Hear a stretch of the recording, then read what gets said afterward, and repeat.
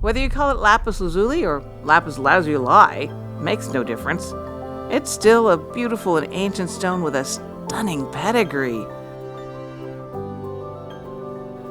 Lapis artifacts have been found dating back to 7000 BC. The Sari Sang lapis deposit in Afghanistan has been worked for over 6,000 years. It's still being worked to this day. Lapis is also found in the US and Canada, Russia, Mongolia, Chile, and Italy. Purportedly, it was introduced to Europe by Alexander the Great, and that Cleopatra ground it up to create her famous blue eyeshadow. In fact, the funeral mask of King Tut has lapis eyebrows. There are even references to lapis in the Old Testament of the Bible. Some translations use the word sapphire, but most scholars agree that the stone being described is lapis lazuli.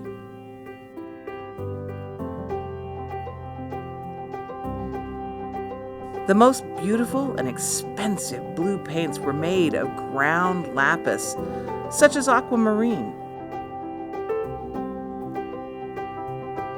Historically, such paints were set aside for the most important parts of paintings because it was so expensive, specifically the blue robes of the Virgin Mary. Now we have synthetic equivalents to use instead of grinding up natural lapis. Scientifically, it is a fairly soft stone, though it holds a very good polish. It's only a 5 to 5.5 on the Mohs scale of hardness.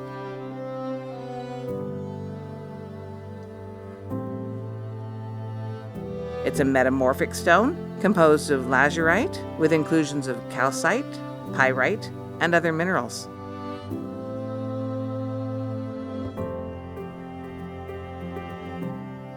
The blue color comes from an anion of sulfur.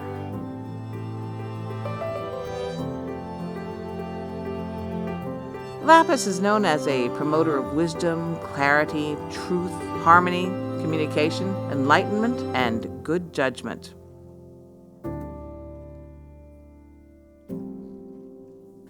It also helps to relieve stress and helps you tap into your personal power. It's an excellent stone for all of us.